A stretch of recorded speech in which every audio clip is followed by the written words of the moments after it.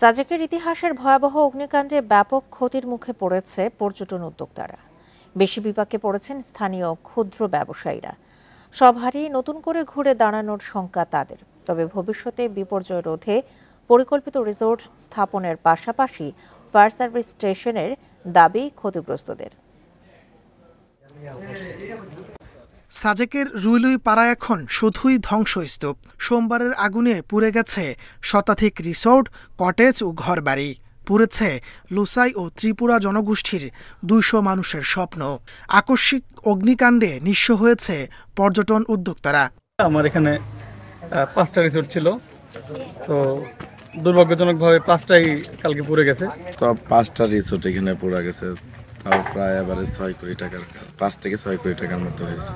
আগুন এসে ওটাও পড়ে গেছে, ব্যাগটাও পড়ে গেছে, কিছু নাই। আমি এখন শূন্য। বিপুল পরিমাণ আর্থিক ক্ষতিতে পড়েছেন রিসোর্ট ও কটেজ মালিকরা। ভবিষ্যতে এই ধরনের বিপর্যয় রোধে পরিকল্পিত রিসোর্ট স্থাপনের পাশাপাশি ফায়ার স্টেশনের দাবি তাদের। এই পর্যটনকে বাঁচাতে হলে, এই সাজেকটাকে বাঁচাতে হলে অবশ্যই এটা বিশেষ বিবেচনায় ফায়ার স্টেশন ব্যবস্থাপনা করার জন্য আমি জোর দাবি জানাচ্ছি। সাজেকে ফায়ার স্টেশন স্থাপনের উদ্যোগ নিয়েছিল ফায়ার সার্ভিস। জায়গার অভাবে তা সম্ভব হয়নি। আমাদের মাননীয় মহাপরিচালক মহোদয় এখানে একটা ফায়ার স্টেশন করার উদ্যোগ নিয়েছিলেন, কিন্তু জায়গার অভাবে স্টেশনটা করা সম্ভব হয়নি। জেলা প্রশাসক মহোদয় যদি আমাদেরকে জায়গা দেয়, আমরা অচিরেই এখানে একটা ফায়ার স্টেশন করার উদ্যোগ গ্রহণ করব। পুঁজি হারিয়ে বিপাকে পড়েছেন ক্ষুদ্র থেকে বড় ব্যবসায়ীরা। নতুন করে ঘুরে দাঁড়াতে সরকারি সহায়তার দাবি তাদের।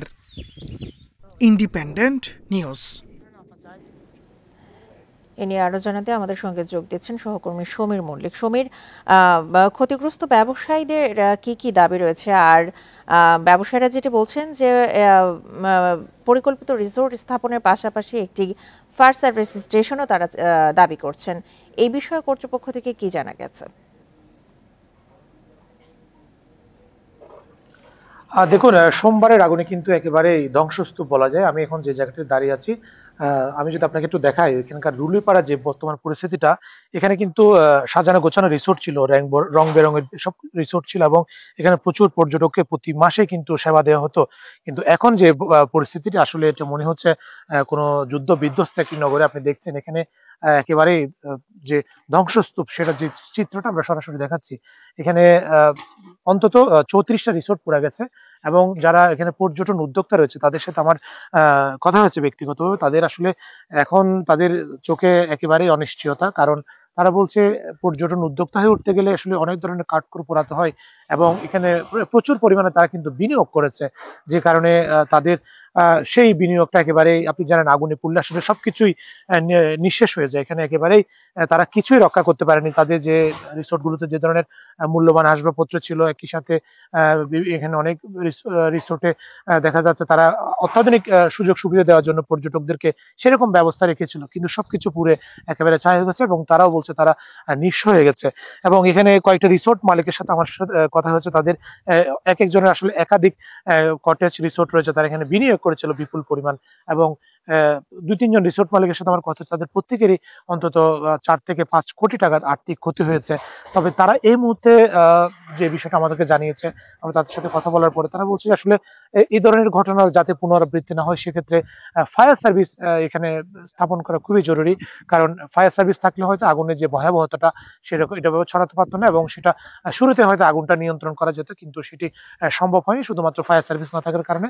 তারা সাজেকে ফায়ার সার্ভিস করার জন্য সাজেকে আগুন লাগার ঘটনা ঘটেছে, যেহেতু সেনাবাহিনীর তত্ত্বাবধানে এই এলাকাটি পরিচালিত হয়, তাহলে এতদিনেও ফায়ার সার্ভিসের একটি স্টেশন কেন স্থাপন করা হয়নি সেখানে?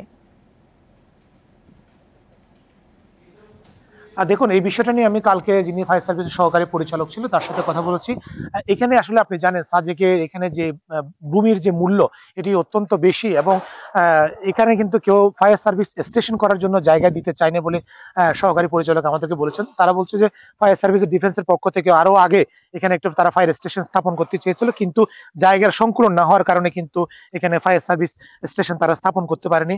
তো আমি এই বিষয়টা নিয়ে আরো বিস্তারিত জানার চেষ্টা করেছি।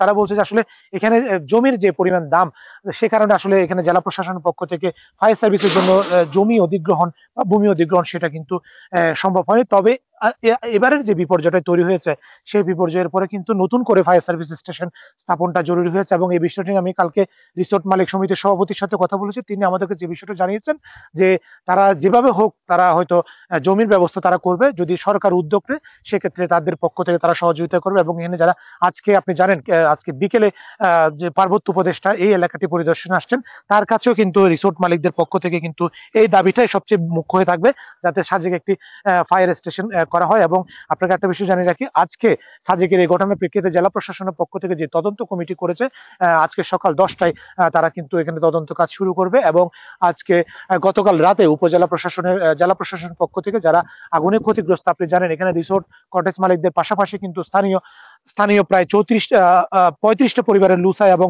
ত্রিপুরা জনগোষ্ঠী তারাও কিন্তু ক্ষতিগ্রস্ত হয়েছে। তাদেরকে কিন্তু গতকাল রাতে জেলা প্রশাসনের পক্ষ থেকে ত্রাণ সহায়তা দেওয়া হয়েছে, এবং আজকে উপদেষ্টা সাজেক সফরের কালের সময়ে সে সময় যারা ক্ষতিগ্রস্ত তাদেরকে সহায়তা দিবে বলে আমাদেরকে প্রশাসনের পক্ষ থেকে জানা হয়েছে। এবং যে তদন্ত কমিটি তারা সকাল 10টা থেকে তাদের কাজ শুরু করবে। এই ছিল সাজেকের রুলিপাড়া থেকে আগুন পরবর্তী সবশেষ। সাজেক থেকে জানাচ্ছিলেন আমাদের সহকর্মী সমীর মল্লিক।